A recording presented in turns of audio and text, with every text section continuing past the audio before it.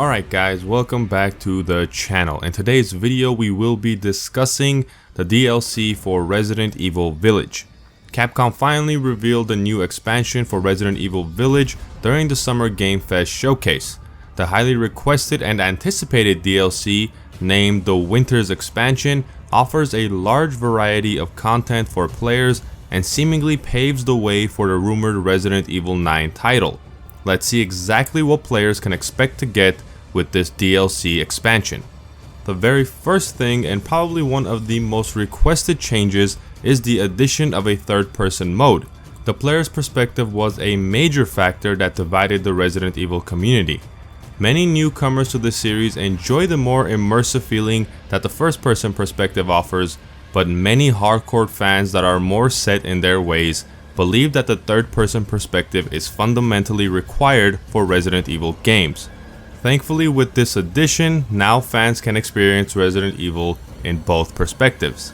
Funny enough, this adaptation in character perspectives was something that was rumored for the upcoming Resident Evil 9 title.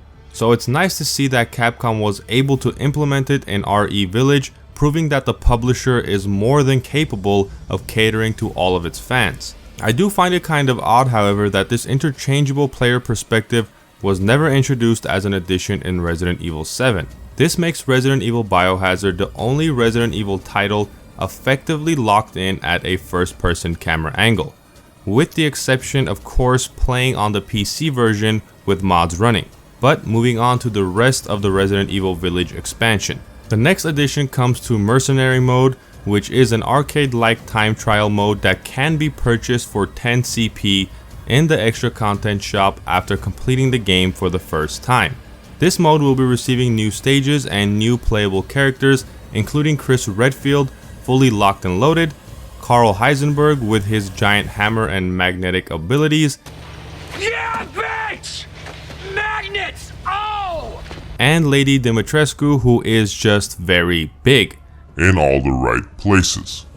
Moving on to the final addition with this winter's DLC, and that is the Shadows of Rose story expansion.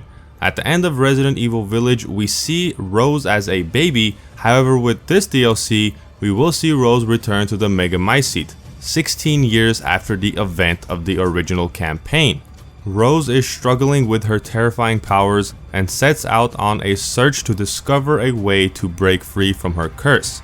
Rose's journey takes her to a, quote, mysterious realm where memories of the past return to create a warped and twisted world of nightmares. It is still unclear if this story expansion will wrap up the Winters family story.